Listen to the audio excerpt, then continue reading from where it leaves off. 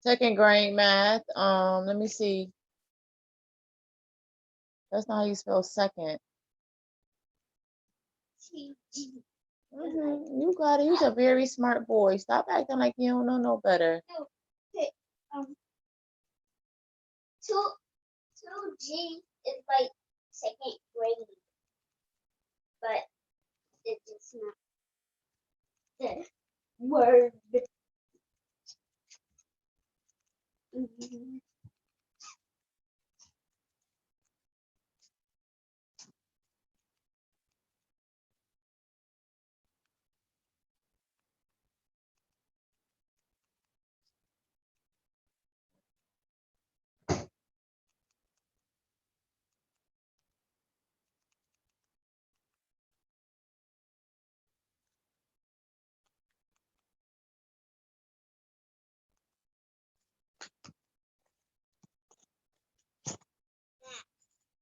Mixed addition and subtraction. First and second grade.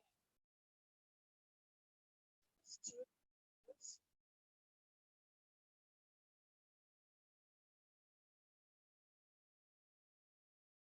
5. 6 times 4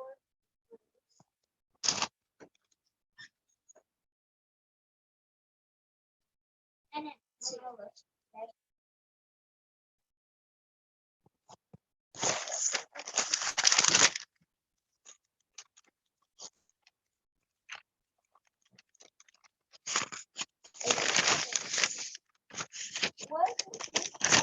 Jameer, you can't talk to me right now, baby. Act like I'm not sitting here, okay? I hate to do it like that.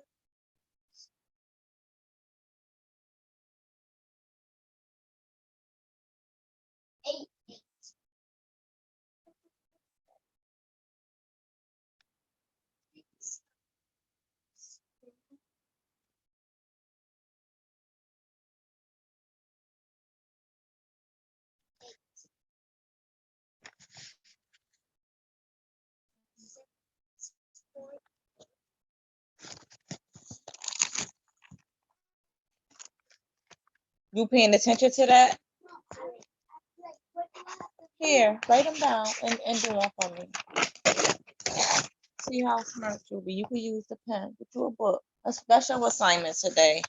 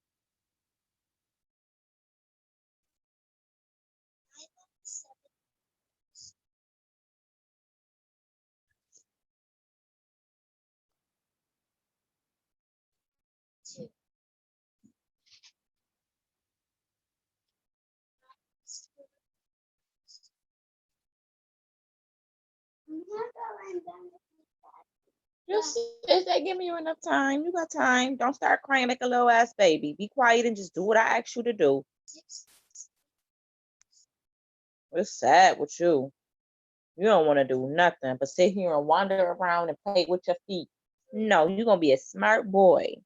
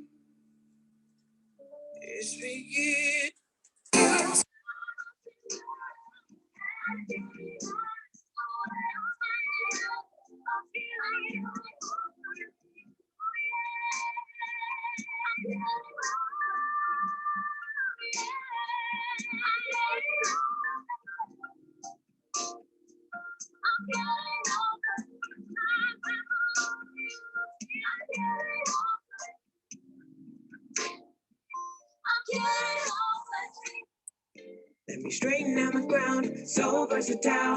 Begin to shut it down. We're kinda looking at me, strong women all around me, yeah. This is happening now. We claiming what we stolen, we gon' overthrow the throne and then wipe out your whole town. I'm waiting that strong, they gon' try to hold on. You so they probably gon' drown. Women got the power, watch us rain, April showers. Thick girl with a sleeve tatted. Hit me twice and I know you won't forget. No mountain, sky, or ocean will split us up. Your energy so irresistible. I can never leave you alone. Buffalo music right here on RHM Happy Hour. It's your girl Sola.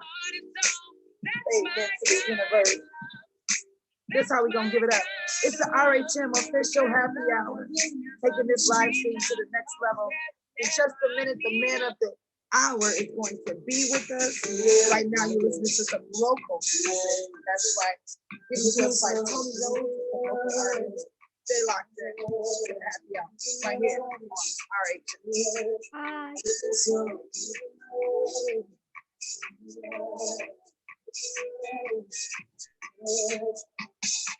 Hold me, teach me how I should act. It feels so good.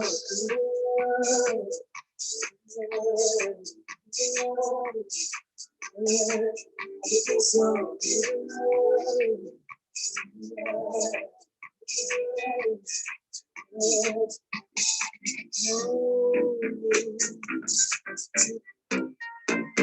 Oh yeah, y'all. It's the official happy hour with RHM. This is how we giving it up. It's gonna be real. You want to talk politics and be happy? You know where to go. Taking over Facebook like never before. Taking over Instagram and YouTube. Be on the lookout for the ICE Blue Committee. They're doing big things around this town, y'all.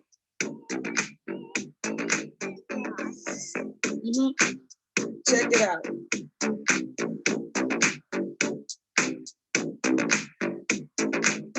Come on.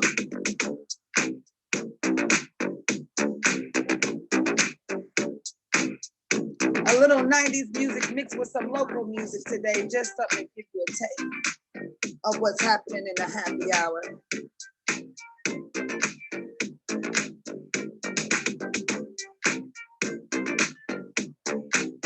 Come on.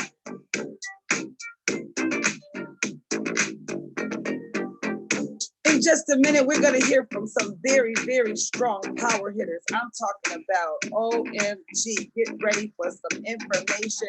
What's going to happen in Western New York? What is the Democratic Party going to do? What should they do? That voice comes from you. Mhm. And we want to hear everything you have to say. 2 rooms going with 2 different sets of our official leaders. We want to ask the real questions, so it's going to take you to give us that input. We want to hear from you today. Don't be shy. Join us on RHM Live. Come on. A little bit more from some local artists. We got Tony Rose, Drea Denore. That's right. I'm taking you back and forth from the 80s to what we got right here in Western New York. Live, baby. It's the happy hour. You want to get it just like this.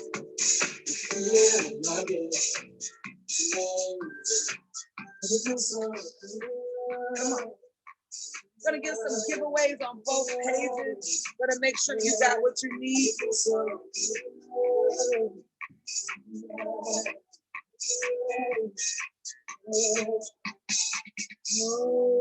We got it all right here.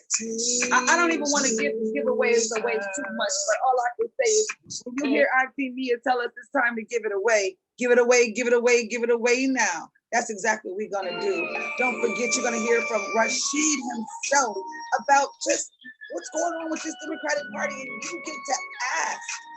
You get to ask your officials what you want. Some of you have already chimed in, and we are ready to hear live from all of you. Of course, there's 2 parts to this party. That's right. Big shout out to all of the guest panelists, Mitch Kowalski, Jeremy Zellner, Senator Kennedy. Did you see Rashied with the mayor? Come on. Mayor, well, y'all not ready for this. And if you are, then you want to join right here on RHM for the first part. And then go ahead, take a minute, take a solar moment. You know you like to scroll, right? So we're gonna give you a reason to go back and forth. That's what we're gonna do. We're gonna give you the reason to go back and forth all over this book. That's how we're gonna do today. It's your girl Sola. You already know, universal queen. And that's how we gonna do it.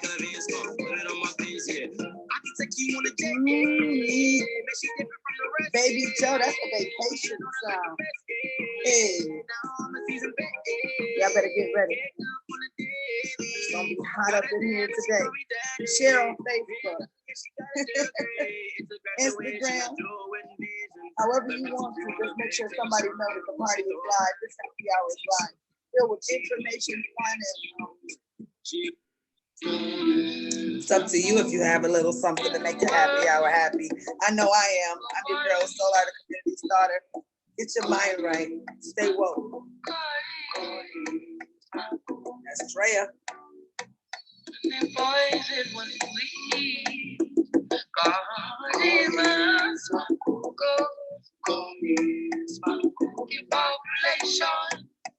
Want to give a special shout out to Citizen Action of Western New York, our special sponsor for tonight. We want to appreciate you for everything that you're doing. I'm telling you, it's going to be live.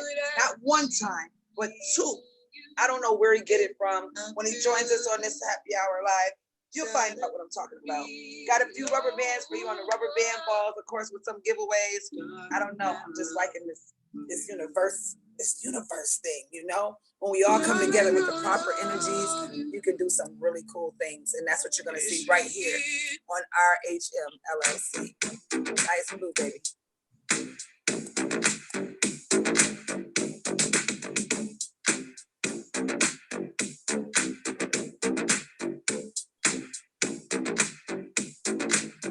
Oh, yeah. Big shout out to the whole crew. They work you, boy. They work you, but it's worth it. Coming together to educate during a time when we all need to be educated. RHM Consulting. What you don't know? You want to ask? You better ask Hey, somebody. beautiful.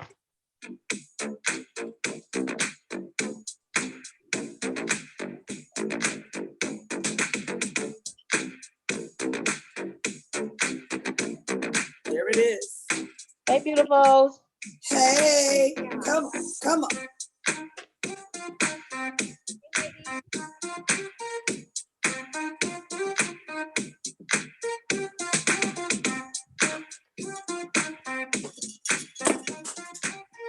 Come on, y'all. Let's get it.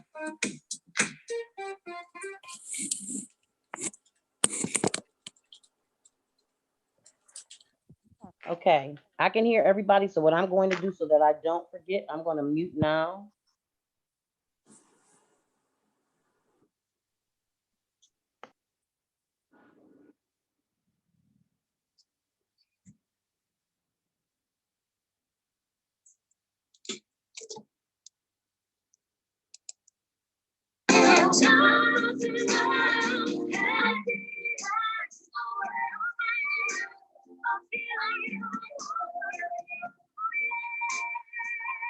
It's almost 5 o'clock, y'all. Right now, we're in part 1 of Black Political Power. And I'm telling you, it's going to be a party you never ever seen before. A virtual happy hour, taking you on every level there is. And all I can say is get ready for conversation, information, and don't forget, you gotta be happy. All right now. Hey, she ready. You said you wasn't having no more. What's in that glass? Huh? You. I can't hear you. You say something, Auntie? What's in that glass? Well, ice. It's some ice. You know, I don't have sweet and sassy around here, so we had to figure it out. I got a strawberry Long Island that I'm gonna have afterwards. Oh, look at the picture glowing.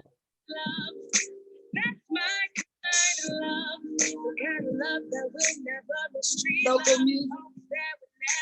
While you're muted.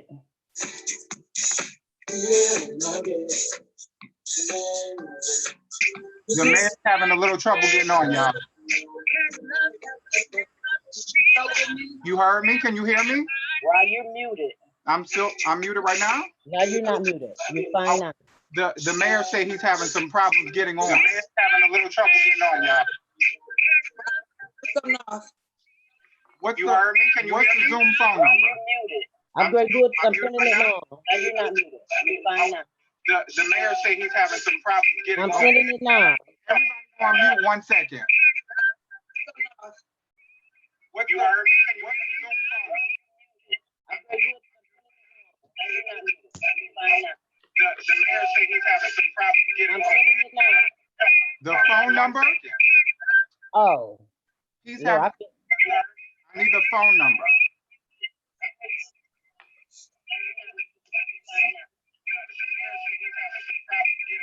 Okay, hold on 1 second, y'all.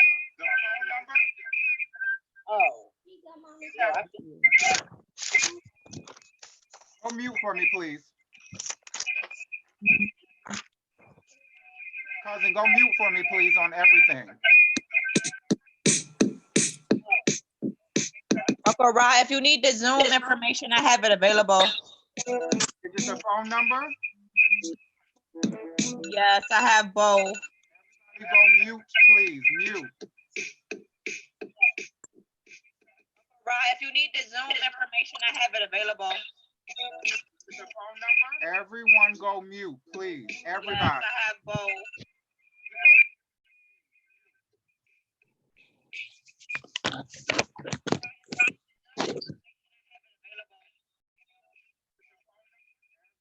Go mute, please. Everybody. Okay. Can I have the phone number? Can I have the phone number? It is 276 Uh-huh. 618 3433. 2433 618 3433. 3433. You have called this number? Yes. Start over, please. The password to get in is 390 400. 3433. 3433. You have called this number? 3433. And what's the password? 390 Huh? 400. 390400. Yes. Phone password. 3433. What's the password? Okay, let's give this a try. Oh, my. 400. Nini, call that number and be totally sure that that number works. Yes. Call right now, please. We don't want him to have an issue getting on. Okay, let's give this a try. 400. Nini, call that number and be totally sure that that number works. Call right now. Nicole is on with us, okay, but the mayor is having difficulty getting on. Rashied, do you have 2 devices on? Yeah. I got two on. Let me just double check that this is not me, okay? Give me 1 second. It's definitely you. You have to cut one of them down or off. Off. Rashied, do you have 2 devices on? No. I got two on. Let me just double check that this is not me, okay? Definitely you have to cut one of them down or off. He said the number's ringing busy. Send him the link.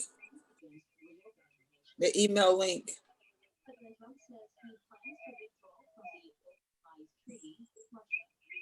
I just texted that to you about 5 minutes ago, Ross.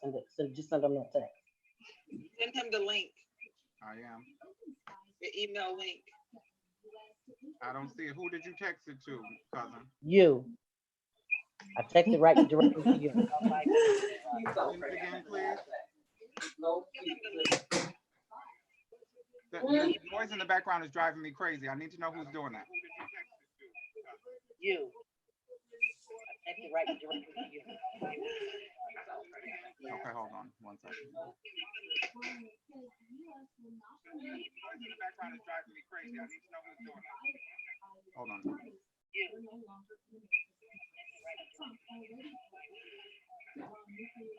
Retext it to me, please. He's waiting. I got you. I sent it. It's sent. And someone's needs to mute their microphone. Can you guys see me or hear me? You, babe. Okay, I'm going back on mute. I texted the Everybody Zoom go link on that mute right now. you guys see me. Listen, everybody needs to go on mute. You guys see me? The Zoom link that Right now. you guys see me? Listen, everybody needs to go on mute. You guys see me?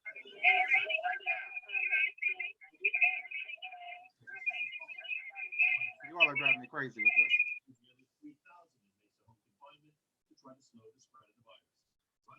Okay, can you hear me? Can you all hear me? Okay, you can hear me. Let's get the mayor on. He's waiting.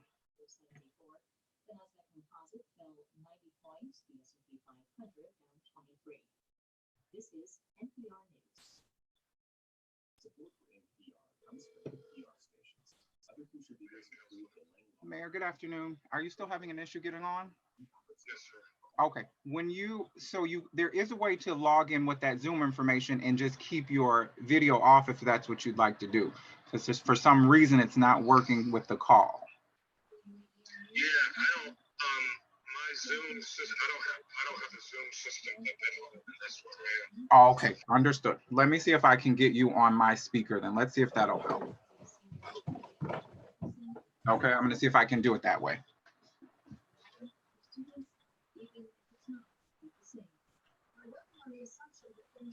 I can hear him, just so you know.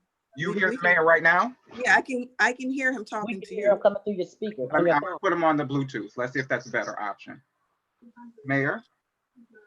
Yeah. Okay, can you hear him better now, guys? Clear, yeah. Okay, he's clear. He's on the Bluetooth. So All right, Mayor, we'll do it this way. Instead of having you log on, I'll just keep you on the Bluetooth, okay? All right, Counselor, thank you very much. It's my pleasure. I'm very sorry about the delay. Okay, so what we'll do now is we'll go live so we can make sure that the viewers have an opportunity to tune in. We absolutely thank you for being here with us today. I know you've got a full plate, so we want to utilize this time very, very efficiently. And I think maybe we open the floor with just some brief background. I think everyone on the Zoom right now is more than familiar with you, with your accomplishments. But in case that there is a new voice, a new listening ear, a new eye, what would we say to them to inspire them through the COVID-19 health crisis, Mayor? We would say we can all get through this together. The community needs to follow the CDC guidelines. The community has done a pretty good job of that so far.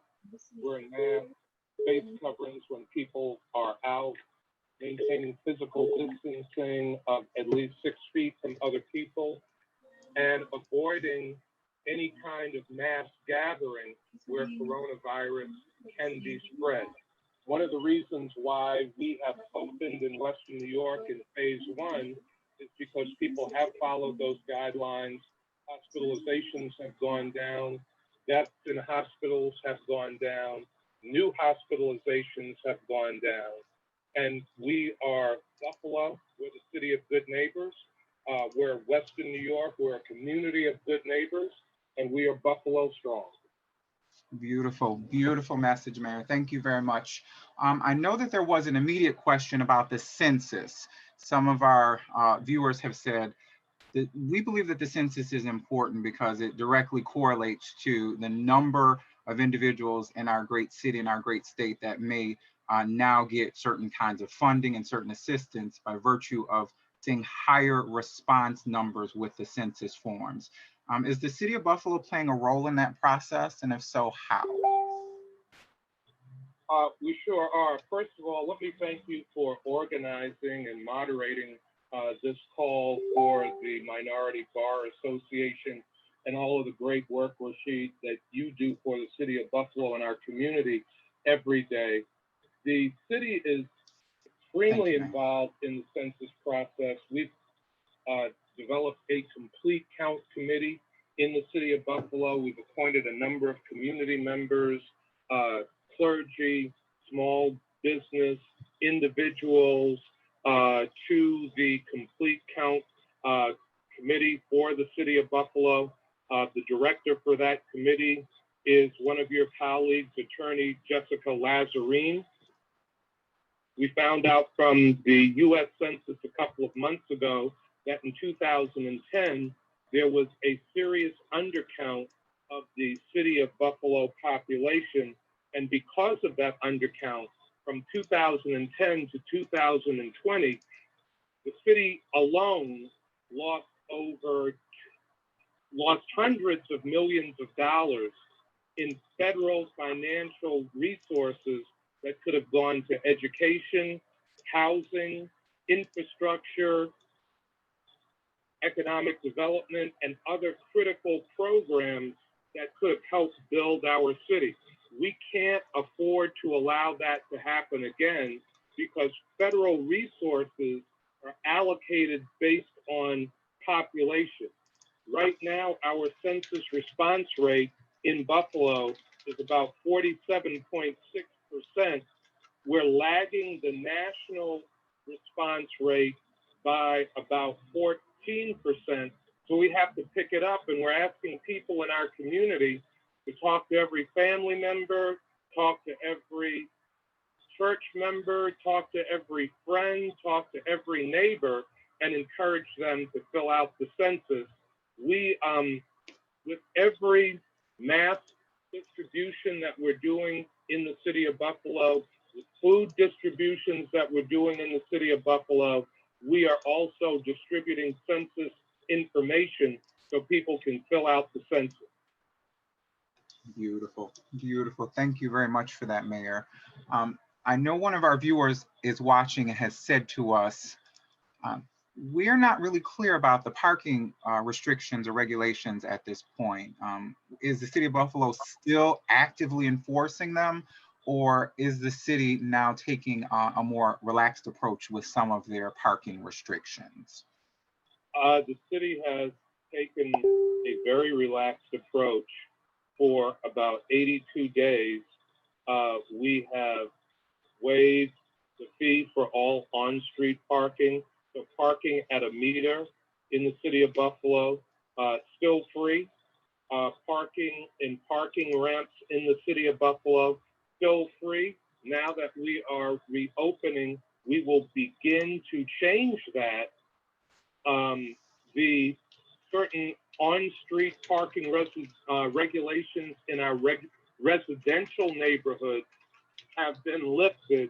The only areas where they haven't been lifted is in certain areas where it is too narrow for a fire engine to get down certain residential streets.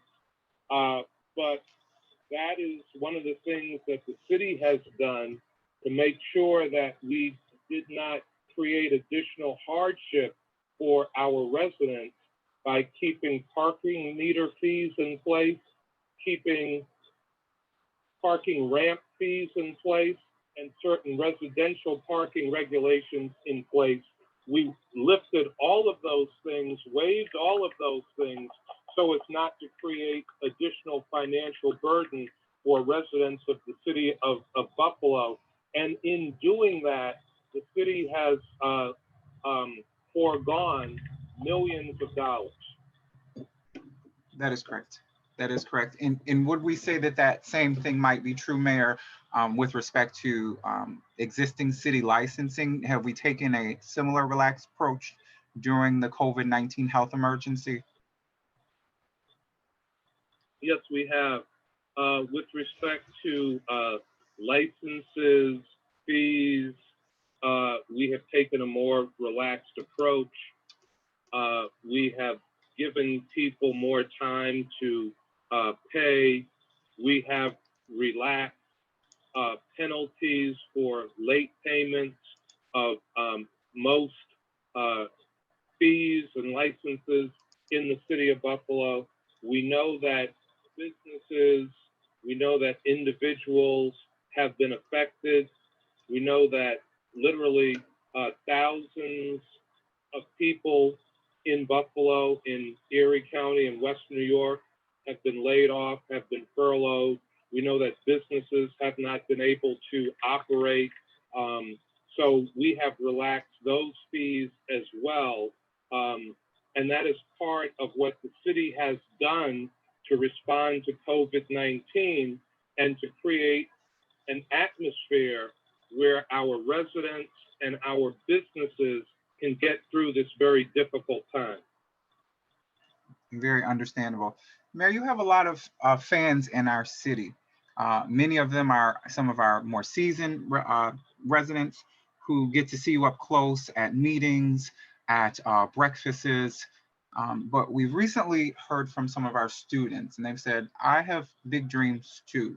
I am looking to perhaps go on to become a senator or a lawyer or a doctor. For those students that are out here saying, we want some inspiration from our mayor right now. We'd like to know how we might be able to become as great as he is. Is there any advice that we can give to some of your younger, eager fans that are out there listening today? Well, we can all be great in the things that we do if we study them, if we work hard at them, and if we apply ourselves to them. One of the reasons that I went into public service is I wanted to give back to the community. I studied every element of how government operates at the federal level, at the state level, at the county level, at the city level. I worked with block clubs. I volunteered with older members of the community, working with the block clubs. I volunteered for my first political campaign in the city of Buffalo when I was 18 years old. And since that time, I have been active in government and politics in the city. What I run into sometimes is people want things, they want to do things, but they're not always prepared to put in the work that's required to achieve their goals. And so to achieve your goals is 100% within people's grasp. They just have to study it, they have to plan it, and they have to work hard at it. Oftentimes why people don't achieve their goals is either they have not set a realistic goal, or they haven't worked hard enough, they haven't studied hard enough to get to where they want to go. But if people put in the work, they can achieve their goals. Excellent, excellent. Thank you for that, Mayor. We know you have a full plate, so we've just got a couple more questions if you had a moment for them. Absolutely have a moment for you and your viewers, your listeners. Well, what about this co-moderators? Do I count over here, Mayor Brown? I mean, I jumped on over here with a rubber band with your name on it. Jump in, jump in. I think there might be a question from Solar. So Solar is going to give us a or say a hello. Well, we love Solar, so I will take 2 or 3 or 4 questions from Solar. Actually, I just want to congratulate you on how well that you're organizing our city. I really thank you so much for being vocal and being visual. You know, I always check up on you and being a part of this platform. I got a big green, I thought, look at this. I was gifted a big green rubber band for you to put on this success ball. Over the years, though, as you were just telling all of your, I don't know, you just have done so much. Half of these rubber bands probably come from the things that you taught us out in the community, watching you from the time you even became council member, going and you just went all up to the state, and then you didn't forget about home. So I really just jumped in to say, I love you and thank you and keep educating and keep pouring out, all right? I love you too, Solar, and I love how you give back to the community, how you educate, how you pour out, and how you radiate love into the community. It's important for us to understand what we put out to others, what we give to other people is what we get back. And in my role, I see it as a privilege to serve as mayor of the city of Buffalo. I consider it a trust that the public has placed in me. I don't want to let people down, so I try to do the job with love. I try to work as hard as I can and do the best that I can every single day. Obviously, we are all human. We all fall short sometimes. Yes. But when we fall, it's not how we fall, it's how we get up. Come on. So we're all gonna make mistakes, we're all gonna fall, but it's important to get up strong, and to show your care and concern for other people. And Solar, that's something that you do all the time. Well, listen, Mayor, it wouldn't have been a platform. Rashied pulled this all together, and I'm going to get into the other room because I don't know if you know this, but he has us taking over Facebook today. So I'm going to get over and start the other party as they continue over here. All right, good to talk to everybody. Peace and love, Queens, that has joined everybody. See y'all in a minute. We love you. Thank you. Thank you for everything. And Mayor, lastly, for 2 questions out there, for our residents that are saying, kind of afraid of what my landlord might be thinking in terms of eviction. I've lost my job. My spouse and I don't have the resources. From my understanding, Mayor, there can be no movement because the COVID health emergency, which has put us all in a different space. Our governor said no evictions until August the 20th. Is that also your understanding? That is my understanding. The governor has put evictions on hold. This is a tough time for people who have to pay their mortgage. It's a tough time for people who have to pay their rent. It's also a tough time for landlords. But we have to understand what each other is going through. We have to be patient at this time with each other. I'm glad that the government stepped in. I'm glad that the governor stepped in and issued an order that people could not be evicted at this time. So if people are going through an experience with their landlord where the landlord is trying to evict, or if any of the lawyers or community advocates or community members that work with others in the community are running into situations where landlords are trying to evict people, that is something that they cannot do at this time. You know, one of the other things that the city did at this time is when people don't pay their water bill, like cities do all over America, water is turned off. What the city decided to do at this time is all members of the community whose water had been turned off for non. You know, one of the other things that the city, even occurring prior to the COVID-19 situation, we have been turning the water on for all of those individuals because we don't want anybody to be without water at this time and have the potential of getting sick at this time because they can't do the proper things to sanitize their home. So landlords cannot evict at this time. And I certainly thank Governor Cuomo and the members of the New York State Legislature for supporting him in making that decision. Thank you so much. And just very lastly, Mayor, on the group of individuals who may have or may be really impacted or high impacted, right? It appears seniors are among that group. And as I understand it, the City of Buffalo is taking all measures to make sure that group gets the love and support and assistance that they rightfully deserve. And I understand that on that front, the City of Buffalo may be putting together resources from community services about how seniors can get additional assistance. Would that be accurate? That is accurate.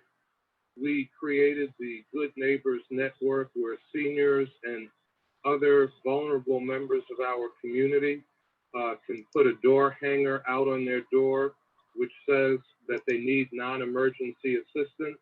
When our more than 1,000 volunteers who have signed up have seen that, they can get that address, call it into 311, and that service, our call center, can dispatch people to that home to provide the senior without going into the home, without them having to open the door, any non-emergency assistance. Seniors also can call 311 to request any non-emergency assistance. All of our operators are working remotely from home right now. Our call center operators have been on the front line. It's not easy working all day from 8:30 to 4:30, taking calls when you have children at home, when you might have other family members at home, but our operators have been doing a tremendous job. We also created a Senior Connect call line that is moderated by Deputy Mayor Dr. Ellen Grant and Doug Ruffin, our Director of Senior Services. That is a 1-hour call every other week where seniors that have any problems, have any questions, have any needs, can call and get all of those questions asked and make requests of one of our deputy mayors and our Director of Senior Services. We also have been doing mask distributions and food distributions throughout the city. One of the commitments that the city made with the leadership of the Buffalo Municipal Housing Authority is to provide masks for the more than 10,000 residents, our neighbors that live in public housing. I've participated in a number of those distributions, and the first place that we went was LBJ Towers, which is one of the senior developments of the Buffalo Municipal Housing Authority. Finally, as it relates to seniors, WUFO 96.5 gave me the opportunity to do a radio show for at least 6 weeks. It's every Sunday from 1 to 1:30. The target audience is seniors, but it's open to all members of the community. And one of the reasons why I got the opportunity to do that show is because of COVID-19, we had to cancel our senior health fair this year, which is usually held in May, which is Older Americans Month. And many of the sponsors wanted to continue to do outreach to seniors. We had our first show last week. It went tremendously well. There were literally dozens and dozens of calls, so many calls, the phone line lit up so much, it was like a Christmas tree. We couldn't even take all the calls. So we're trying to do everything that we can for our seniors and other members of the community so that we can all get through this very difficult time. Mayor, we want to thank you again for everything that you're doing for our wonderful city. We appreciate the leadership that you have shown throughout the COVID health emergency and for your past 16 years as our leader for the second largest city in New York State. I know that our panelists who are watching are very grateful for all that you do and the wonderful information that you shared. Counselor. As you close, I'm so sorry, I think there might be one quick question. Yes, go ahead. Okay, for the mayor, I had a question. This is Deputy Commissioner Dry. Sure. What have you been doing for the homeless community? It's one of our most vulnerable communities that a lot of people forget about. So during COVID-19, we've had really bad weather, and there was a question of where our homeless would go. Understood. Mayor, did you hear that question? I did hear that question. Deputy Commissioner Nicole Dry in the Department of Community Services. Certainly want to thank you, Otis Barker, the commissioner of that department, Sue Lamadou, and all of the other people in that department. We work very closely with the Erie County Department of Social Services. We stood up sites for the homeless in our community so that they would have a place where they could go and stay 24/7. We didn't want people to be on the street during a global health emergency. As you know, the weather just started to turn nicer just a few days ago. So 2 weeks ago, a month ago, a month and a half ago, 2 months ago, when we first created these 24/7 sites where homeless could go, it was very cold out. It was very uncomfortable out. We didn't want people to be in that circumstance. So we allocated another $300,000 of city resources to be able to open up facilities and partner with Erie County government on providing food, shelter for our homeless population. We're just getting ready to release an updated plan for the homeless where we will be allocating more funds. Fortunately, through the CARES Act, the federal government has provided more money to the city to take care of vulnerable populations, and we will be allocating more resources to take care of the homeless population, to make sure that that population has safe, comfortable housing, and to make sure that that population has nutritious meals, breakfast, lunch, dinner, as well as snacks. And unfortunately, during this time, I can't speak for the rest of you, but I've become a snacker, so I'm gonna have to get back in the gym when the gyms can open again. Blessed. Thank you. Thank you. Thank you again, Mayor. We'd like to give the mayor a rousing round of applause for joining us today.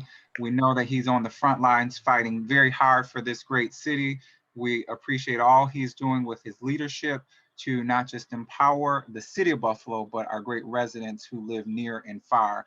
So Mayor, we can't thank you enough for joining us today. I know that I certainly got a lot of what you have shared with us today, and I'm sure our viewers will echo those sentiments. So thank you very much. Well, thank you very much. Thank you very much. Thank you very much, Rashied McDuffie, Sola Ingram, Nicole Dry, all of the panelists and listeners, viewers, for what you're doing to get us through this difficult time. An honor to be with all of you today. Thank you. You are welcome, Mayor. You be well. Thank you. Take good care. Bye now. Okay. Hello, hello, hello. Hey. You guys hear me? Hello, hello, hello, hello, hello. I see my senator on. I see my good friend from the West Wing, Miss Leslie on. I am here. Thanks so much for having me. I see my pride and true chair, Mr. Zellner. I see what he always teases me on, my namesake, Rashied NCY. We are also super blessed to be joined by Rebecca Brooks, who is the Director of Operations for the county. She is going to be sitting in the stead of the chair. And we also see here two of my great friends, two of them, well, actually three of them, but Nicole was introduced earlier. Miss Zanita, my boo, and my other boo, Mark, good old Mark in Albany/Syracuse. And I hope I haven't missed anybody. Okay, so we're going to be doing a little, what I will call a mashup here. I will be totally transparent with you guys because I think that that's what we do. We had a really big panel today.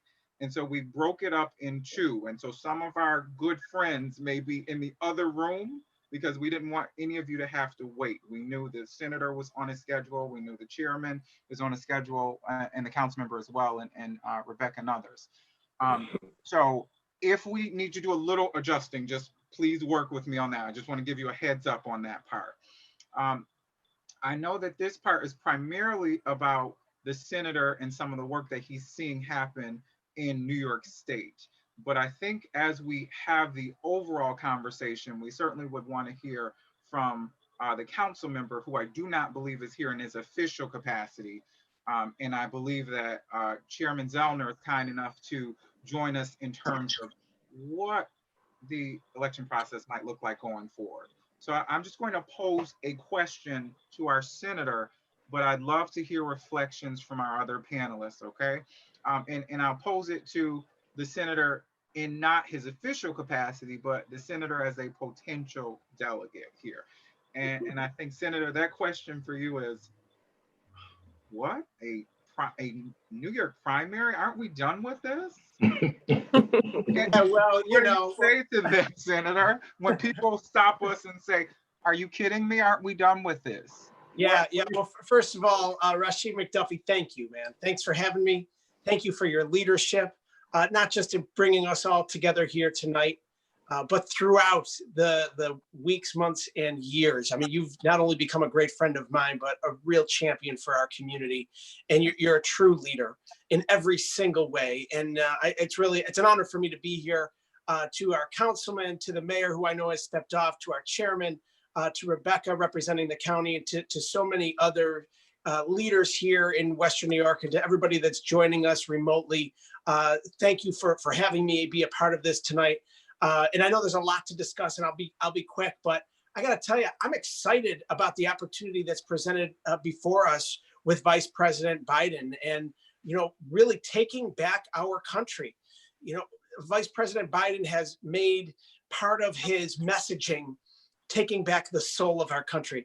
Well, we've all been saying that. It's no secret that really the soul of the country is at stake, and it was in the last election, and we've seen the ramifications under a Trump presidency and how hurtful he has been to the people that we care about as Democrats, to the people that we stand for here in Buffalo and Western New York and New York State, and really across this nation and across the globe. I think the real tragedy of this presidency is going to be talked about in the annals of history, but we want to make Donald Trump history on in November. And so we want to make sure that we take back the White House, that we put in place an administration that cares about working families, that cares about the poor people throughout the United States, that cares about people of color, that cares about women, that cares about those that want to pull themselves up by the bootstraps and live the American dream and give everybody an equal chance, an equal shot. And Donald Trump has proven himself to be exactly what we knew he is and has always been. And that's a faker. I mean, the guy has built up his reputation as somebody that could get things done. Well, you know what? He historically, and at the end of the day, all you need to do is look at what he has really been built on, and that is misinformation and lies. That's the real facts. And his presidency is no different. Just today in Michigan, Donald Trump came out against vote by mail and is threatening to withhold federal funds under this horrific pandemic where there are tens of thousands of people that are dying. And amid that, another tragedy taking shape when the failure of 2 dams in that great state of Michigan. And Donald Trump is there threatening withholding funds because of the state of Michigan trying to expand democracy and people's simple right to vote. There's no more sacred of an American tradition than voting, and there's no more pure democratic value than getting out there to vote. And in this pandemic, the Republicans are up to their same old ways, and that is trying to suppress the vote. And we cannot allow them to get away with it.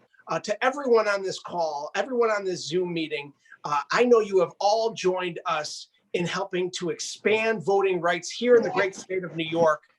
We have a bill, I have a bill that I carry that would expand voting rights into the future, allowing for access of absentee ballots amid an emergency declaration. The governor is going to be sending out these emergency ballots or absentee applications where you have to put in for a ballot. I'm going to let the chairman discuss that as also the head of the Board of Elections. So the bottom line is we need to get people to the polls. We're very excited about the opportunity we have to take back the White House. There has never been a more important election. We have a tendency to expound upon that as we've seen the difference between a Democratic run federal government, state government, and local governments, and a Republican run. And we know that the Republicans take us backwards, Democrats take us forward, and we want to get back to governing. We want to get back to what's right for the people of this great nation and this great state. And for all of those reasons and many, many more, I don't want to take any more time. That is why I'm supporting Vice President Biden. I think he gives us the best opportunity to win this November. Well, Senator, that was awesome. Thank you very much for sharing the pathway forward, but more importantly for me, why you are standing with Vice President Joe Biden as this process moves forward. But I want to hear some other voices on that point, and I'm trying to be very mindful of our time frame here together. Our chairman, Mr. Zellner, Jeremy, has joined us today. And we did just have a point highlighted about absentee ballots. And with respect to the COVID-19 health emergency, if I'm sitting home today, Mr. Chairman, and I'm afraid to go out and vote, sure, it's 2 blocks away from my home and it might take 5 minutes, I'm scared. Is this the kind of situation where I am permitted to get an absentee ballot, or is this not something that qualifies? Well, thanks, Rashied. Thanks for doing this. And thanks to the senator for all of his hard work. And thanks to him and our legislature and our governor, they've required that we send out an application to every eligible voter to be an absentee voter. So by now, if you haven't received that, you should be getting it by the end of the week at the latest to your house. So it has a self-addressed stamped return postcard. You literally have to just snip it and then fill it out and put it right back in your mailbox. The mailman will come and get it the next day and you'll be registered to vote. In an easier way, what you can do is go to our website, www.elections.erie.gov. You can sign up in less than a minute to get your absentee ballot. We're really trying to push people in that direction. We've had more than 21,000 people apply for absentees, or 27,000, and 13,000 of them have done it online.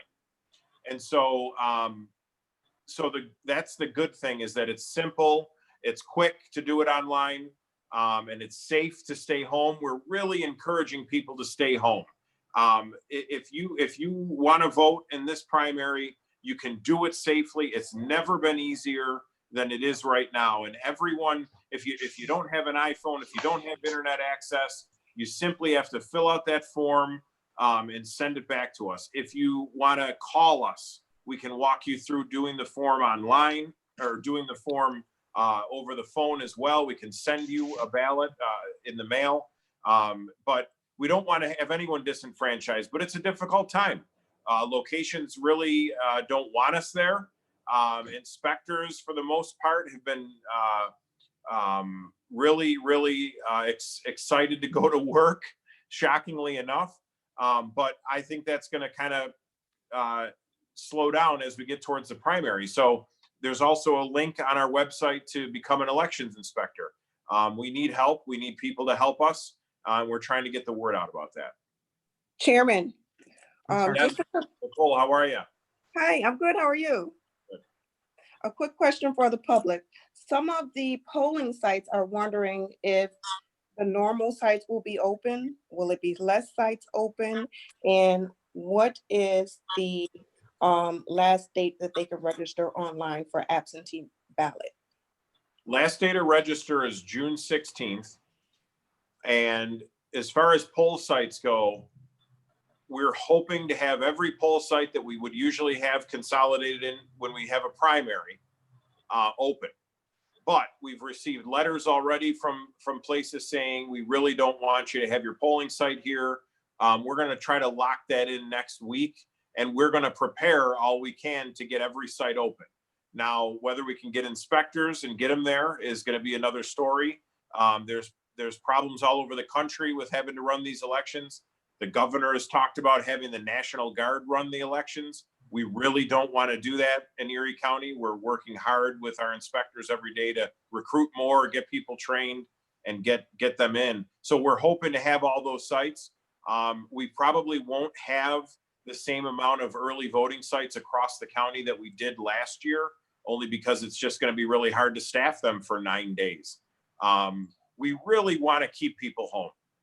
We really don't want to consolidate sites. I talked with our majority leader, Crystal Peoples, about a month ago, and I said, we may have to consolidate sites. And she said, well, that's kind of defeating the purpose here. We don't want more people coming to less places. We want to keep the sites that we have, but we've got to get the workers there to be able to do it. And most of our inspectors are in their 80s, and we don't want to put them in harm's way. So the best thing we can do right now is to keep the people voting at home. And those that are stubborn, or those that have to come out to the polls, there'll be very few of them. But we're taking precautions to clean the sites with professional cleaners that will come in and clean them multiple times during the day. We're going to hire people just to clean and be greeters during the day. So we're doing the best we can. Okay, thank you. Thank you all. So Thank before we continue any further, we've certainly been joined by another powerhouse who is with us, and that is the mighty councilperson from the Fillmore district, who I want to highlight for purposes of this call is joining us, I think, in his non-official capacity, because this is a conversation about the politics of our state and our city. And I thank each of you for joining. I want to turn my attention to the council member from University, but I know the senator is on a clock, so I just want to get one quick question into the senator, and then I'd love to turn attention over to the council member. And council member, so you know, and can digest this question, the question is about what is being alleged to be exorbitant check cashing related fees.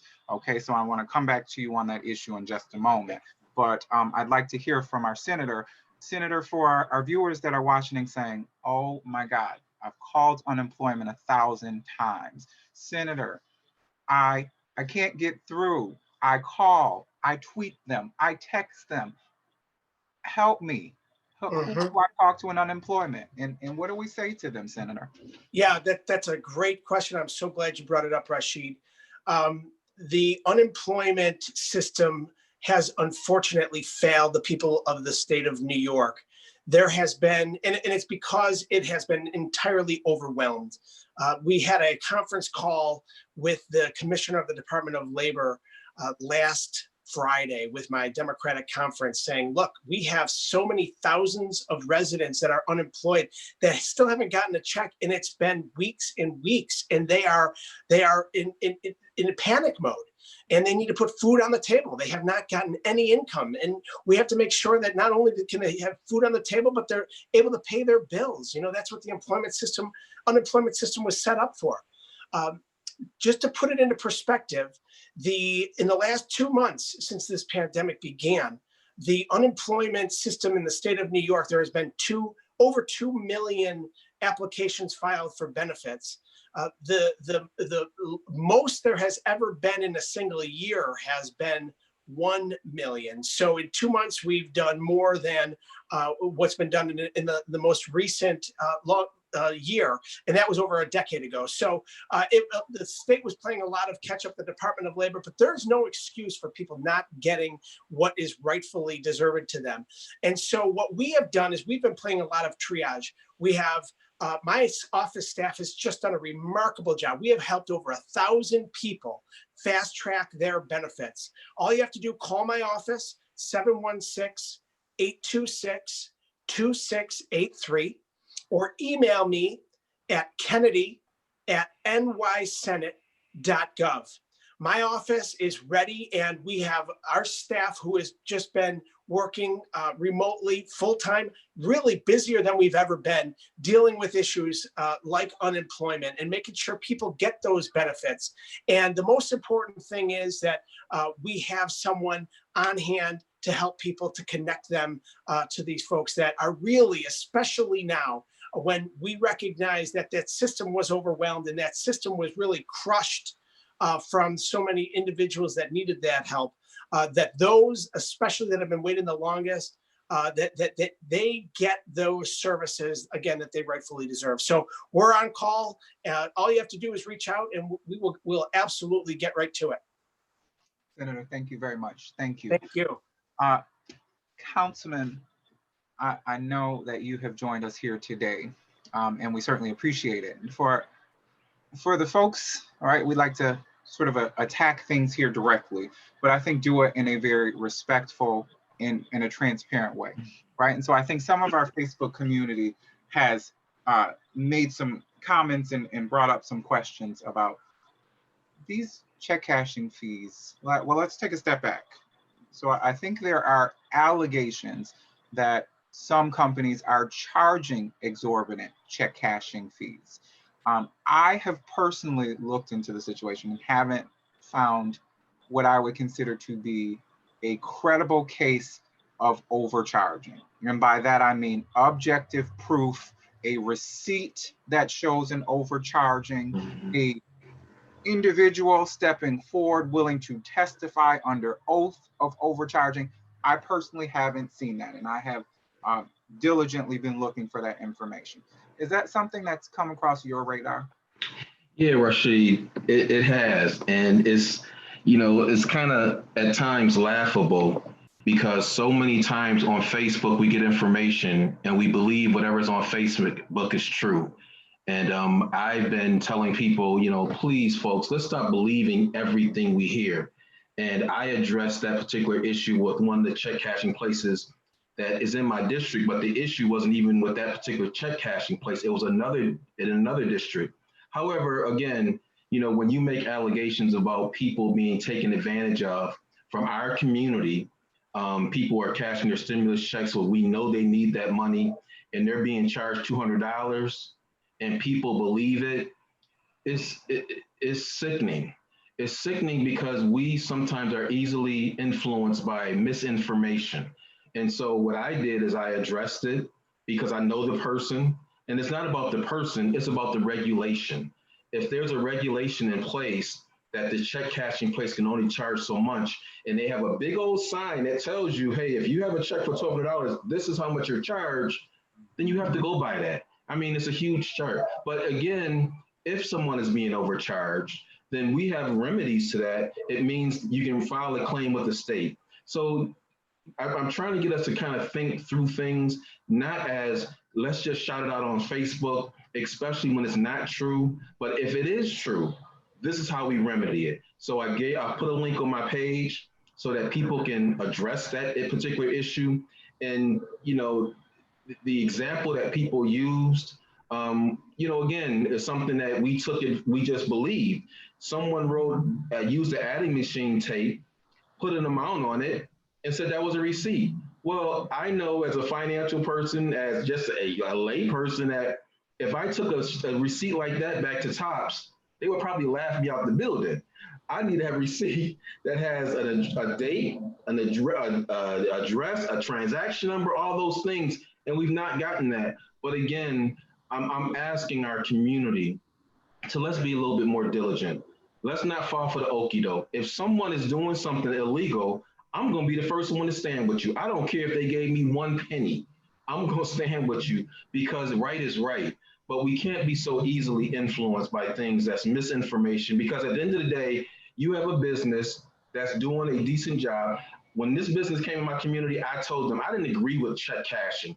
But unfortunately, some of us are unbanked and some of us cannot get banking accounts because of check scores or different things like that. And so that's another issue. But at the end of the day, it is something that's regulated. It's something that is not just someone can just wake up and say, I'm gonna charge you $50 one day and 75 the next. It's regulated. So if there's an issue with it, we must make sure that we know the way of addressing it, and it's through the state. There's a link on my page. You can go there. And if they are doing that illegally, then they should be addressed. But it's not something that the city has oversight over. It's the state. Thank you. Thank you very much. And on that question, right, about the different levels of government and different responsibilities, we certainly have joining us two of the people I consider to be warriors of this community. One of them is certainly Leslie Bishop, and the other one is Rebecca Brooks. Rebecca, as the director of operations, I think is on the front lines with county issues. And when people have questions about how to access public benefits, I know that she has joined us, and I didn't know if she wanted to share maybe the pathway for people saying, I can't get through to food stamps. I can't get through to Department of Child and Family Services. Rebecca, is there a certain number that they might contact if they're looking for that kind of assistance? Rebecca? Okay, I think we may have lost her. On that vein, Leslie has also joined us. And I think a part of what her responsibilities include is how do we have the intersection between legislation and criminal justice issues, right? And I think a lot of people may be listening in and say, I don't get how that's connecting to today's conversation about politics. What does that have to do with anything? What do you say to those viewers? Well, I think the problem is that our community is very uneducated. As Councilman Rashied Wyatt pointed out, we just believe anything that's posted. And if we don't do due diligence and do our research, then we don't know. So I've really just been working very hard at bringing awareness to a lot of the criminal justice reform legislation that is pending in our community. Senator Kennedy is awesome. I know you can reach out to him and he is a man of his word. If you reach out to him and he says he's going to do something, he's going to support something, you can take it to the bank. So I absolutely love working with him. Majority Leader Crystal Peoples-Stokes, she is awesome. If she says, I'm working on this, you have my support, then trust and believe that we have it. But I think what's going on here now is that people don't understand that there's an issue, and there's always been an issue with racism in our country, and we're seeing it now in light of COVID-19. And so I know Senator Kennedy's office has reached out to me and said, hey, we're working on trying to establish an agency in the state of New York that will address racial equity and social justice issues, because they realize that it's not fair. The playing field is not level. And so, you know, I applaud Senator Kennedy for coming forth with that legislation. He's also been awesome. He's going to co-sponsor the Less is More bill, which a lot of people don't know about. Here we have, again, we're in this pandemic and we have thousands and thousands of people that are locked up in prison who get no social distancing. They get no real sanitation, right? And so Senator Kennedy came forward and said, I'll co-sponsor the Less is More bill, because I believe that all these people that are sitting in prison on technical violations should not be there. I mean, people really need to understand that a technical violation is this person wasn't in the house by 8 or 9 p.m. curfew, or they failed to report. And 9 times out of 10, it's because they're working. Yet they are being sent back to prison at our expense. We're the taxpayers. We pay for this. So I applaud Senator Kennedy for standing for that. Again, the majority leader, she signed on to a letter to Governor Cuomo saying, hey, release these people out of prison. It's not safe. We know it's not safe. So there's so much legislation out there. We have halt solitary confinement. We've heard our governor speak on how being isolated takes a toll on you mentally. Well, that's the same thing that happens for prisoners that are thrown into solitary confinement. And even so more now, because if they're considered to be contagious with coronavirus, they put them in solitary confinement. So we're really concerned about testing of prisoners. We're concerned about so many things. And our community has to really wake up and understand that we have a voice. And if we don't speak up, if we don't get involved, if we don't read, if we're just, you know, talking on Facebook, posting things that are not true, or complaining about the issues will never change. So I'm definitely involved with Citizens Action, the Demand Justice Chair, got my t-shirt on. And we welcome people to come in and talk about all these things. What concerns you? And so I think it's important, because when we begin to speak up and understand these things, we have a voice and we can begin to shape the way legislation comes out and comes forward that will impact us as a people. Thank you. Thank you. Thank you. Thank you. Thank you for that. I would love to go to, as I said, the mighty council member Phil Moore at this time, but something tells me that Solar's jumping in and has some things to say at this moment. So I will back off.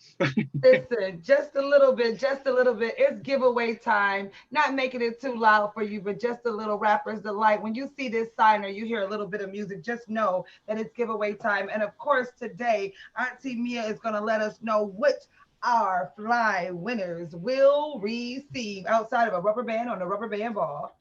Rubber band. All right. So our first winner for today is going to be, we are recognizing all essential workers. We're trying to cover a little bit of everybody. This week, we've decided to recognize funeral home directors and veterans. So the first winner is going to be Thomas T. Edwards, Daryl Saxon over at Thomas T. Edwards Funeral Home. And then our veteran will be blah, blah, blah, blah, blah, blah, blah. Come on. Lee Fleming II. He is going to be honored as our veteran essential worker. Woo-hoo! Put your hands together. Now listen, this rubber band ball is shared success. So to our 2 first winners, we want to congratulate you. Daryl, you got too many balls, rubber bands on the rubber band ball as well. I got to get that right. Yes, I made y'all laugh. It's happy hour. What's in your cup? Huh? If we was down, listen, I didn't been to the best of them fundraisers and interesting places with all of you, darlings. Now let's get happy as we talking about this. I'll see y'all in a minute. I got some music to go find or something. Auntie Mia, we gonna talk about it. You got the other winner in a minute. Rashied doing a great job. It's good to see everybody. Listen, let's keep this party moving right here on RHM. I believe that Rebecca Brooks has rejoined us. Glad to have her back. I'm here. Thank you, thank you, thank you. Rebecca, I'm going to come to you right after the Fillmore Council member. Before I go to Mitchell. Okay. Okay, just want to clear up a really important point that I think Leslie Bishop brought up, right? What she said is the COVID health emergency places those who are incarcerated at risk. And I think that the letter that went out was speaking to low level offenders and right non-violent offenders. So we're not looking to put violent offenders out into the community. We are looking to be responsible with who we release. Is that accurate? Yes, it is. The technical violators that are low level. And we're also asking for the elderly, okay? Those who have compromised immune systems, that we're really saying, let them out if they have a year or less to be released, because it's safer for them out here where they can social distance, right? And so that's what we're really pushing for. Like I said, I work with a lot of the criminal justice agencies around here, RAP, the Release of the Aging Prison Population, PPG. And what we've done is we've come together as a collective, all of these organizations. And I just want to share this because people may not be aware. We started a new coalition that's called Free the People Western New York. And so this is the first time that all the criminal justice organizations out here have come together to the table to work collectively on ending mass incarceration. So I work with Blur, Voice, Vocal, all of them. We are all together, we're all united, and we're saying this is the most important thing right now to save lives and to be humane, right? Is to reduce our prison population immediately before people die. Okay, fantastic. Councilmember, on that front, right, looking out for our vulnerable populations. I know earlier, Deputy Commissioner Dry reminded our viewers that there are things that the city is doing to help our homeless and vulnerable population, and the mayor spoke extensively on that point. I would argue that another vulnerable population that we should probably be looking very carefully at is our LGBT community, right? And how the city is speaking to protecting them, and the county and the state is protecting them. So I'd love to hear from you about your reflections in terms of what opportunities are available there here in our region. And I'm sure that those on the other levels, either the county or the state, or even your colleague over in university, if there were some reflections on that point, we'd love to hear how that might work. Well, I want to say thank you for having me, and I would like to. It's always a pleasure when I have my great colleague in the university district. We make a great team. But I hate to have to send an alarm bell of statistics, but 48% of all homeless youth identify as LGBTQIA, and it's a disproportionate amount of LGBT kids that could have been me, are homeless and are facing uncertain times and are attempt couch surfing. There's extensively, I've studied it, where the federal government actually a couple years ago played a role in counting the amount of homeless people. You have to do that in order to get accurate funding to shelters. And most of the kids were coming from homes that just their parents just weren't accepting to them. And we really need to fill that gap of LGBT youth. They're our last frontier in the LGBT community to really to bring into the new generation, into the new world, and to uplift. And that we do have resources out there.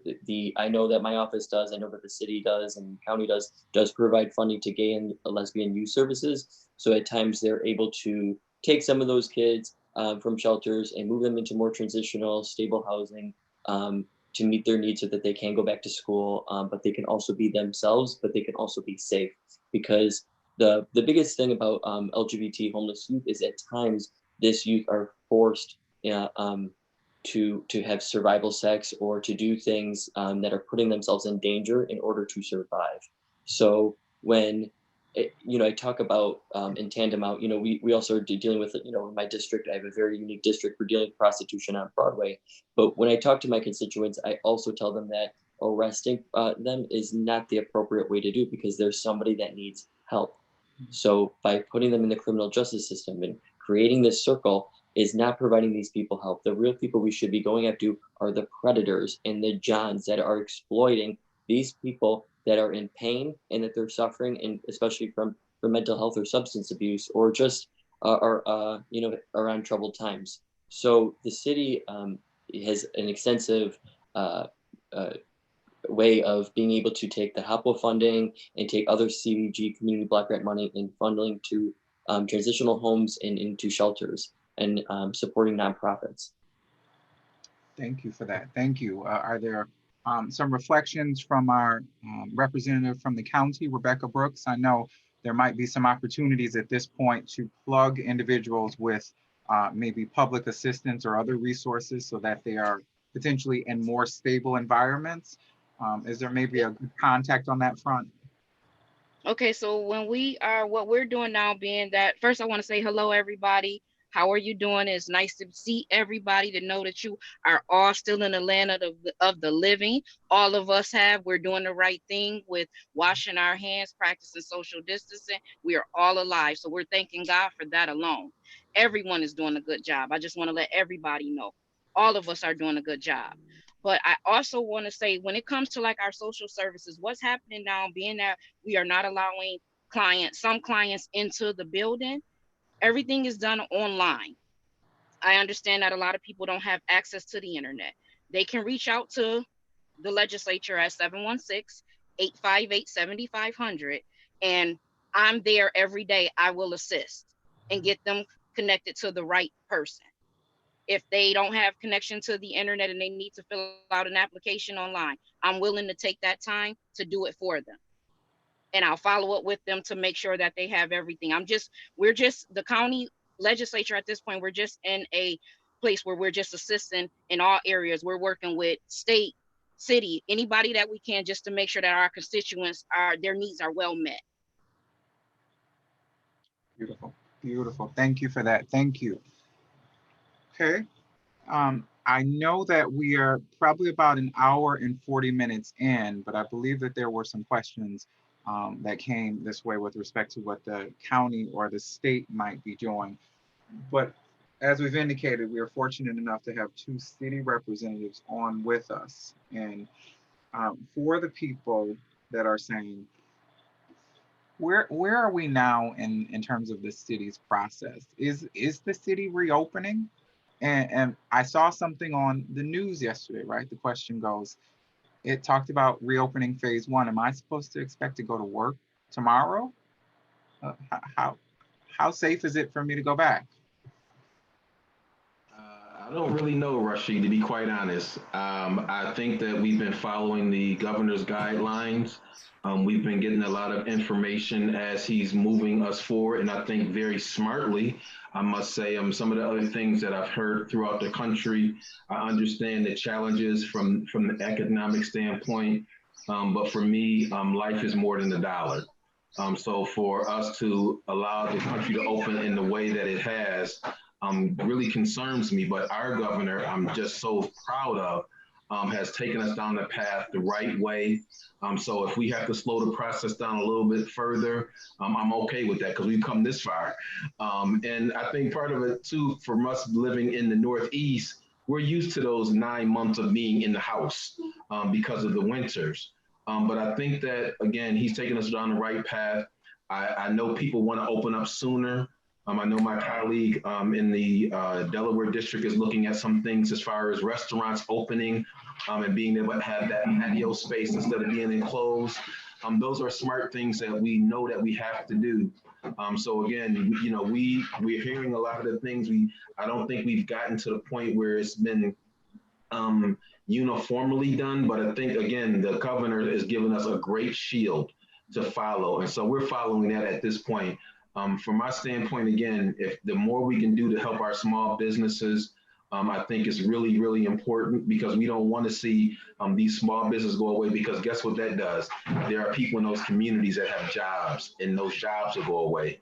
So it puts us in a deeper hole, and especially for us as African Americans, it really takes us back, and the gains that we had, we lost. But again, it's about people, it's about our country, it's about our city. And again, we couldn't have a better leader in our governor, as well as our Erie County executive and our mayor. I mean, they've given good leadership, solid leadership, and we just continue to follow as they give us that information. So we haven't gotten a lot of information for the council, but again, we see enough. We have conference calls and different things that we do have information. I wish it could be a little bit more detailed, but at this point, I'm just going to follow the leader.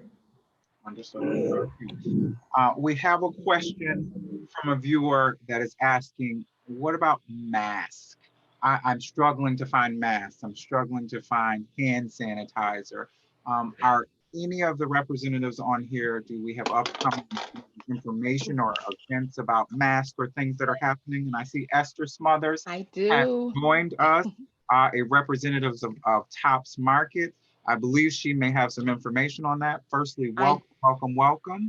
You look Hello, fantastic. everyone. Thank you, thank you. I am crazed, very busy running to and fro, but happy to be here. I said I'm going to make my way, but I've been listening on the whole time and just enjoying the information and everyone that has been on so far. As far as masks and sanitizer for purchase, we know a lot of people, community liaisons have been, doing our elected officials, community activists have been giving away masks. But as far as purchase, I could tell you that Tops 250, our Jefferson Riley community Tops, where I'm the hiring manager and community outreach there, we do have masks and sanitizer for sale at fair price rates. $9.99 for a half a gallon of sanitizer. And 50 masks for $34.99. So the masks are there. The thing is that it is at the pharmacy. So you would have, now the sanitizer is out on the floor, you can get that. But as far as the masks, they are at the pharmacy and you can do that. I want to shout out, I also know I've seen, I don't know why I'm having a brain freeze on his last name, but Pharaoh was also selling masks at that same price, $34.99, out of his location, which I believe is in the University District for the Zone 1. And his masks were also, he matches whatever the lowest price is. They're accessible. In the beginning, it was very difficult to come by, but now you can get them, and we should wear our masks. I don't know how we can convey that message enough. If you don't believe it's serious, it still protects you from me and me from you if we're asymptomatic. I could have it and don't know. And if you are fine, I'm trying to protect your grandmother, your child, your uncle, your cousin, your sister, who may not have the immune system that you have. So if you don't want to wear the mask for yourself, do it for a loved one that may not be able to fight and win COVID-19. Beautiful. That was beautiful. We are joined, of course, as I said earlier, by Ms. Danita, who is one of the staff members to Senator Kennedy, and we thank her for remaining on the Zoom to join us. I understand that the state is also looking very carefully at the contact tracing with respect to how things are spreading. Is there anything specific that maybe the Senator's office wanted to share with the viewers about things we should be mindful of with contact tracing and maybe opportunities that might be available in our district, in our city about that? Absolutely, yeah. They're hiring. The state is hiring for contact tracers. That information is up on the Senator's website, kennedyknowledge.com. We have a link on there for all types of COVID-related information and resources. And, some of the bigger organizations in our city as well, the African American Health Equity Task Force is involved with contact tracing. ECMC is involved with contact tracing. So it's happening and they're still hiring. So if people are out there and they're interested in, working and doing that type of work, reach out. The information is out there and the state is definitely hiring. Beautiful, thank you. Okay, So, so I'm sorry, if the people are clear, you are still on the front lines during the healthcare, right? The health emergency, right? The senator's office is open. We are open. We are, well, I mean, my office is now my bedroom, but But you're here. we are open. If you call us, if you email us, we will answer the phone. Sometimes, some days you might have to leave a message, but we'll get right back to you. Like the senator said earlier, people have been blowing our phone up as far as unemployment and things like that. We've been lucky enough because of the senator's connections through the state that we have been able to fast track some of these cases. Well, actually all of them. And like he said, it was like over 1,000 people who we've helped so far. So yeah, if you're having issues with unemployment, call us. If you can't find resources or you have questions about anything, please just call us. We are open. We are open and operating. Rashied? Yes, please. On that issue of contact tracing, I've had a couple of testing sites in my district and have talked to a number of doctors, and I'll give Dr. Levon Ansari from the Community Health Center credit on this. We talked about contact tracing, and we know that there's a lot of unemployed individuals in our city that come from our neighborhoods. And so I've wrote a resolution that we're going to talk about hopefully on Tuesday, asking for us to focus on making certain that in those communities, there's opportunities for individuals to be contact tracers. I think that from what the doctor has said, that those people can be more effective because they come from those communities as opposed to someone coming out and in. So we were working with the legislature, and I want to shout out my April Baskins, our chairwoman, because she and I have talked about this and had some conversation, because she understands it's just as important, even with Howard Johnson. It's very important for us to make certain that this is an opportunity for people in our communities, especially as it pertains to 14215, which has one of the highest infection rates in Western New York. We want to make sure that we have many contact tracers in that community so that we can prevent that spread and really make certain that the contact tracing process is very effective. So a couple things just in terms of housekeeping. We're about 13 minutes out from our closing time, so we want to be mindful of that. We want to respect all of the panelists' time. We want to make sure that each of you have an opportunity to share all the great things that each of you are doing as well.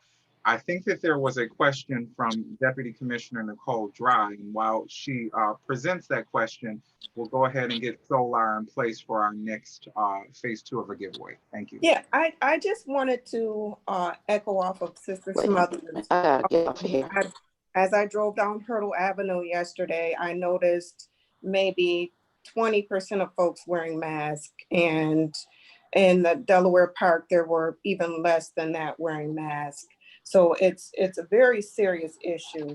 But the city as a whole has given out thousands of masks to several neighborhoods. We've had representatives giving out masks down Bailey Avenue and the Fruit Belt, at senior homes, and different areas of the city, different food drives as well. And we'll continue to do so.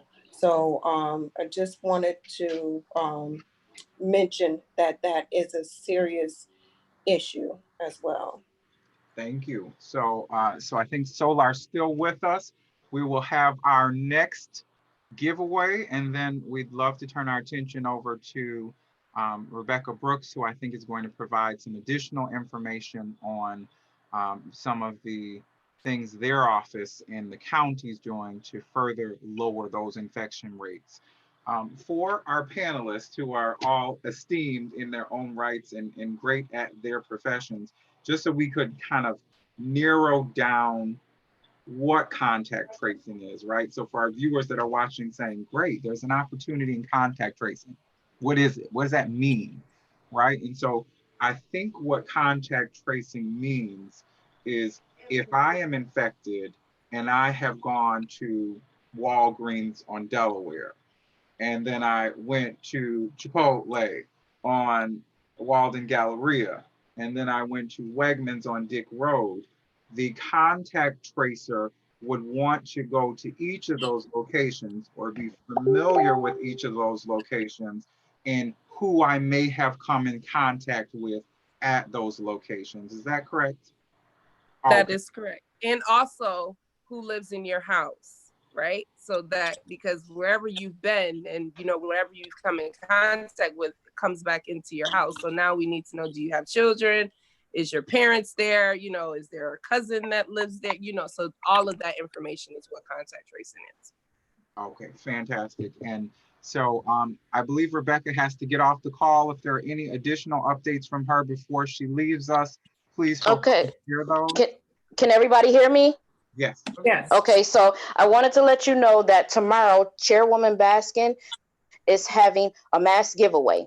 We start at 4 o'clock. From 4 o'clock to 5:30, we will be at the Delavan Grider Center. From 5:30 to 6:30, we will be at Elam. From 6:30 to 7, we will be at Imperial Store on Bailey and Kensington. Okay? That sounds, listen, I'm excited about it. So we will be there. We'll be there on tomorrow. And if anyone is in need just of masks and they can't find them, tell them to contact the legislature again at 858-7500, or they can contact Pedro at 895-1849. Thank you. Thank you very much for joining us. I'm sorry, everybody. I have another call at 6:30. Everybody stay safe and stay blessed. Thank you. You Well. too. Thank you. Solar, take us to the next level, Solar. Come on. Stay blessed. That's right. If y'all don't clap, I ain't giving nothing away. Yeah, I'm popping my finger. Now, what you I'm here for is it. not a test. Hey, come on. It's RHM and it's live. That's right. Your girl Solar is rolling with the Ice Blue Squad, giving you information in the best happy hour you can get. I hope you got your cup. Let's fill it up because we're about to give it away one more time, y'all. 2 more rubber bands for the special people that we're giving away with. All right, Auntie Mia, who we going to? All right. Our essential winner number 3 for this week will be Lombardo Funeral Home. Buffalo Lombardo Funeral Home will contact, or hopefully they will contact us, but they're going to be blessed. And then our second veteran is Crystal Rodriguez. Oh, Crystal wow. Rodriguez, you Congratulations. are Congratulations. and we feeling so good. We're feeling so good. I think we're gonna do one more. Let's do 3 veterans. 3. Why don't we do one more? Y'all calm down, calm down. No, calm down. It's a happy hour. Y'all better calm down. Okay, Auntie, the crowd is just wild. They're just wild over here. Can I just interject one more thing about the tracers? Of course, please. I just want to say that it's a really easy procedure. You don't need an extensive or medical background. You just have to go through a 5-hour online course training, pass the test, the quiz afterwards, and you're a tracer. And that's it. Very easy process. Yeah, it is. I've done it myself. So I know it's a very easy process. Thank you for that. We are about 7 minutes out from our close time, and the viewers are pumped. The viewers are saying, "Send me home in a strong way." They're saying, "Send me home with some passion and some power. Give me something to sustain me and make me know that I can get through this and I'm going to be okay." So why don't we turn our attention to the council member who has joined us from university. What can we say to our viewers that need some encouragement, need to know it's okay, but we're going to move through it. We're going to see the light at the end of the tunnel. Rashied, you would think that would be an easy one because we're Buffalonians and we've been through a lot. our deadly, not deadly, our tough winters, the long spring that we're waiting for summer. We've been through it and we can get through this. There's so much that we can be blessed and fortunate for. And sometimes I think that we look at this situation and we think that, oh, it's so hard, but you know what? We're going to come through this better. I think that, if you haven't looked at this as an opportunity to do better, you kind of miss the silver lining. Because I think that, my Bible always tells me that all things work together for the good of them that love God. And this is a tough time, a tough situation. But when you have lemons, you make lemonade. I have an opportunity on June 6th to do a drive-through graduation for students. I'm really proud of that. That's not something that you typically see. It's not the usual, but it's an opportunity to celebrate our young people in a unique way. That's going to be historic. It's going to be a time before we go back to the old normal, and it may not go back to the old normal, but it gives us opportunities to be real unique and real authentic. So I always look at this as an opportunity. This is just a moment in time. We're going to come through it if we stay the course, but we have to be smart. Because I think what Nicole said and what Solar said about us walking in not having our mask, come on, and I like to be real with people. You gotta wear your mask. What are we doing? And it's not affecting you, but it's affecting those who you love, or it's affecting a neighbor next door. So when I see people not walking there wearing their mask, or people having parties, having pump parties and all those type of things, and I'm saying, people, please wake up. This is not us against them. It's us against us. And I think this is an opportunity for us to stand up. And so many times we talk as African Americans of what's done to us, but don't really talk about what we do to ourselves. And so again, we can we've come through so much worse than this. But I think that if we really look down and look in our past, we've come through worse, and we can come through this, and we're going to come through this better than we were before. Thank you. Thank you very much. And just one point of clarification for our viewers, the graduation that the councilman has referred to is one where they will absolutely be practicing social distancing and will be implementing all of the things necessary to keep people safe, right? Because some of the viewers might be saying, well, is that consistent with lowering the rates? And you absolutely plan to continue to do the things that will impact this virus in a positive way by bringing those numbers down. Is that correct, council member? I mean, when you go through this drive-through, you must stay in your car. We're sending out information now. We got a lot of, I mean, it's kind of overwhelming, the number of students, but I appreciate that we're able to do this. And I want to thank our county legislator, April Baskins, for supporting this, as well as Key Bank and UB. We want to make sure we celebrate our young people and give them that opportunity to get their pomp and circumstance. And this is a way that we can do it in a safe way, but also give them the opportunity to shine, because they can deck their cars out, they can stand through the sunroof, all by social distancing. So we're looking forward to seeing a great time on June 6th. Great. Thank you very much for So joining I'm sorry, two more quick things. Okay, so we are working on a LGBTQ drop-in center where teens and young LGBTQ community members can sleep, so they don't have to couch surf and do questionable things to have somewhere to stay. So that will be on Maryland Avenue. And the contact for that would be Nadine Pizarro, and I can provide that at a later date. I don't want to forget the youth. The youth have been extremely agitated with this point of period because they haven't had much to do. They're used to communicating with folks. So they've had mental health issues. So we do have free mental health youth counselors that are employed by the Community Services Department. So I would definitely like people to utilize that. And we have virtual services that are utilized by Pell as well. So if people want to log into the Pell website, they can take part of different competitions and different things relating to Buffalo Paws as well. And that's it. Thank you. And we will have the Deputy Commissioner share that information offline with Vanita McDuffie, who will share it in the comments, okay, for those who are interested. I see my sister Esther waving her hand. If you don't mind, I'm going to go to Miss Zanita first, and then I'll be happy to come right back. And I want to have a powerful ending with the one and only Leslie Bishop, who is in fact our sponsor for today. So we want to send them some extra love. We are most grateful, okay? So why don't we hear from our good friend over in the North box. Wait, did you have a question? So we're taking them home, and we want to give them some encouragement from the awesome 60th senatorial district. And what do we tell them, my friend? Okay. I just want to say that I am sending out some good vibes and some good energy to everybody. I burned my sage right before this. I burned sage all day long. in these times, you know. But I'm just gonna first send out some good energy, and I just want to say, please wear a mask. Please, I'm begging everybody, my people, wear a mask. Okay, wash your hands, stay in the house. If you don't have to go outside, don't go outside. And I want us to get through this. I want all of us to get through this. I think that it is extremely important that we use our common sense and we take care of each other. And yes, and one last thing too is call somebody.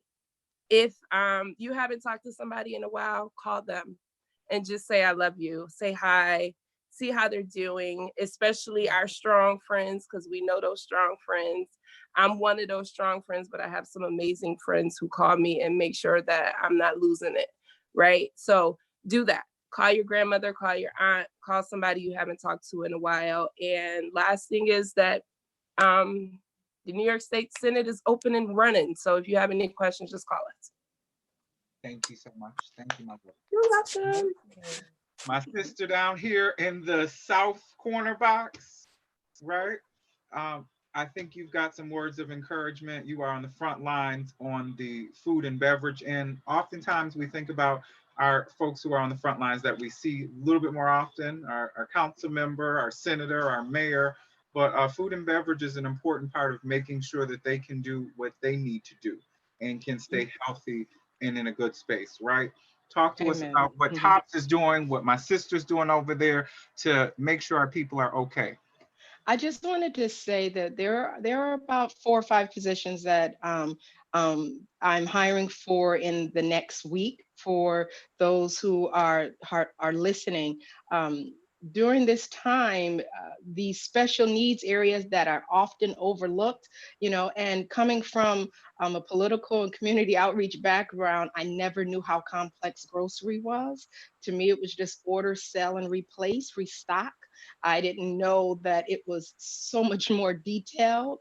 But however, we're looking for, I have about 2 or 3 positions as cashiers, 3 positions in the carry-out cafe area. You have to be wanting to be friendly and courteous. What I love about Jefferson Avenue TOPS is that for many people, it is walking distance and it is the only grocery store in that area. And so that means you have to be extra friendly. You have to want to make sure that you provide the best in customer service and quality care, you know? So if you don't like smiling, if you don't like saying, how can I help you? If you don't like trying to make the people in your community feel good and happy, you need not apply. But if you have those attributes and you would like to make a difference, you know, for TOPS, I let people know when I'm training them that our senior customers, sometimes this is the only access they have to communication with someone. You know, their family members live across the states, across the country, and it is so very important that we make sure that we speak and take care of our elderly and give them some love. So I like what Sister Zan said. I love everyone. So if you're interested, please apply on topsfriendlymarkets.com. And you can even put my name as the referral, or so I know that you saw this on the show, that you saw that we are looking for people to work there at the store. I love everyone. We need to be safe, take care of ourselves, take care of each other, and we will make it through this, absolutely. And thank you for having me on, Brother Rashied. Can I say something? Wouldn't have it any other way. Can I say something? I wouldn't have it any other way. And I think we've got one more up in the corner before I come to the mighty citizen action. So go for it, please. Somebody wanted to add something, please? I did want to add something. I know Esther is about to leave. I put my mask on and I actually put it on right. And if you saw some of the images that I showed, I know that we have a very creative platform today. And when I say creative ways of innovating and educating. But as you were talking, even Zanetta, I thought about all of this behind me, New Orleans, Erie County, all of those different places, right? And then as Sister Queen Esther was talking, she don't tell her business, but safe transportation is available for essential workers through Citadel. She drives. She's talking about Yes, I jobs, but I have to tell the truth. Like there are so many resources out here, and I'm masked up, I'm social distancing, right? I get it. But yet, if you look at that, you're talking about the elderly and you have companion care that is there through Oasis. It's so much that is availed to us. I mean, right down to just making sure that you know where to eat. Over the last few weeks, I'm sorry, I had to do this because you guys, I'm a visual learner, right? So you said, let's go to Freddie J, somebody you know. You can ask them, where did you get your meat at? And you can backtrack that. So you're not going to fast food chains, right? You talk about Je ne sais quoi this week because that's the restaurants in our communities. I'm just trying to run this down because even though, you know, you may get a sweet tooth every now and then, so you got to go to Crazy Cakes. This platform over the last few weeks and just did all that and some, and I ain't tired yet, but I'm telling you, it's a happy hour. So I'm going to give y'all something to be happy about. It's resources upon resources. I'm going to digress. I'm sorry, boss man. I'm going to go to this.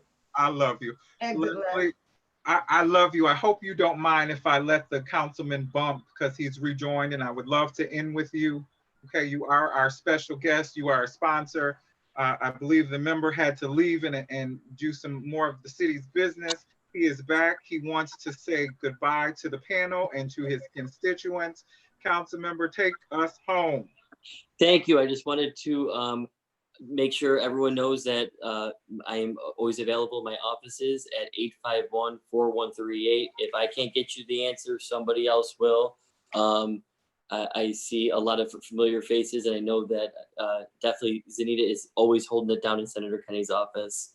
Me and Councilmember Wyatt know the staff for life. Okay, we were trained well, and I just want to make sure that everyone knows that you know, we're better sticking together always, especially during a time of need. Absolutely. Thank you. And last but certainly not least is this week's sponsor. All of those wonderful things we gave away to veterans and all of our good people. Leslie Bishop was directly connected to that. I believe she's here in her capacity with Citizen Action. We want to give her a chance to say goodbye to us and any powerful message that the viewers might need to hear as we exit. So please. First of all, thank you, Rashied. Thank everyone. This was such a great lineup of speakers, very important and relevant information that our community needs. And I commend you on pulling this together. You're doing an awesome job. I absolutely support you. And I think it's very important. You know, you are bringing awareness in areas where we need it. And what I would say is that, you know, everything is going to be okay. And this is actually an opportunity for us. And we have to learn how to take what is presented before us that may not be good, but find the good in it. So as I sit back and, you know, I was just talking to my daughter and we were just sharing different things. And I said, you know what? God is up to something. I'm a believer. So I was never concerned when the announcement was made because I believe. And so I think we have to learn how to have positive thoughts, positive energies. When we see that there's any injustice, then we have a voice and we can speak up about those things, but we do it in a positive way. And so we are the ones that are going to forge the change that is coming, but we have to stay positive. And I think it was Zanetta that had mentioned, call someone. And that's true. We need to reach out. We need to stay connected. And, you know, even now, like everyone knows that I'm huge on release people out of prison. So even if you have family members or loved ones in prison, write them a letter. You know, that will brighten their day because I'm sure they're in there confused, not knowing really what's happening out here with their family or their friends. Just a quick note, just to let them know that you're thinking about them. And so lastly, I want to say that Citizens Action, along with Herb and Aaron Siegel Foundation, Rich Products, Buffalo Olmsted Parks, we're doing a food giveaway, and we're doing 3 of them. The first one is going to be May 29th. at 3 p.m. and they will all be at Martin Luther King Park, okay? And so I want to be able to share that information with you somewhere, Rashied, so you can share it with your people, and I'm going to put it up on Facebook. So May 29th, June 4th, and June 12th at 3 p.m. at MLK Park. And we ask that you wear your mask. We are not going to service anyone walking up. You have to be in a car. And we're going to give away 1,000 free dinners on each of those days. So we're asking, we're here to support the community. Citizens Action has been around for over 30 years. We had great people, be a part of Citizens Action. The majority leader, Crystal People-Stokes, was a part of Citizens Action, and look where she is now. So we're really just here to say, we're here to help and serve the community. Let us know what your concerns are. Any way we can help, we will. And so I thank you all, and I'm really excited about where things are going. Thank you. Thank you very much. And thank you for your sponsorship tonight. I would be remiss if I didn't recognize the mighty member from the Ellicott District, who is not exactly here in his official capacity, but was kind enough. Right. You know what? If you want me to talk about what I think the state of political affairs is in New York and specifically in our region, I will make the time to come on. So before I pass it over to Bishop of the many hats he wears, Bishop Pridgeon, Council President Pridgeon, ... Pridgeon, let's quickly get our final giveaway from Mia Wilkes and Solar, and then we want to close out with Bishop Darius Pridgeon. Thank you all. You got us. I'm over here highlighting because, a lot of people, we wear the mask like Paul Lawrence Dunbar said, but it's a lot of people out here making masks. So support your local mask makers. I love it. That's pretty. That's my favorite color. Right about now, it's time for some Rapper's Delight. You're going to hear it right here. We're going to be giving away some great stuff. Auntie Mia, I know it's time, but they got to clap their hands first. Are you ready? Right. Clap your hands. It's a happy hour. Council President Pridgeon, I want to see you clap your hands. She want to see his?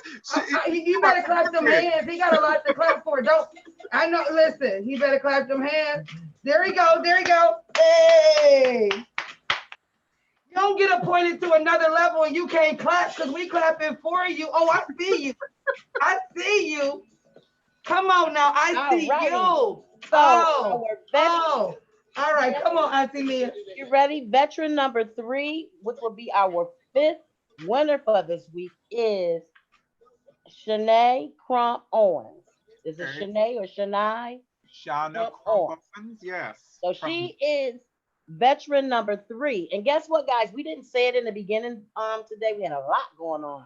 But all of our winners this week will receive meals from Janace and Quab over on Hurdle Avenue. So congratulations, Thomas T. Edwards Funeral Home, Lombardo Funeral Home, Lee Fleming II, Crystal Rodriguez, and Shanae Crump Owens. Week number 3's winners. Congratulations to Shauna Crump. Calm down. All of our other winners for tonight. It tastes like something. Go ahead, bro. I'm gonna pass this over to Mr. Pridgeon so that he can give us a mighty word as we go out.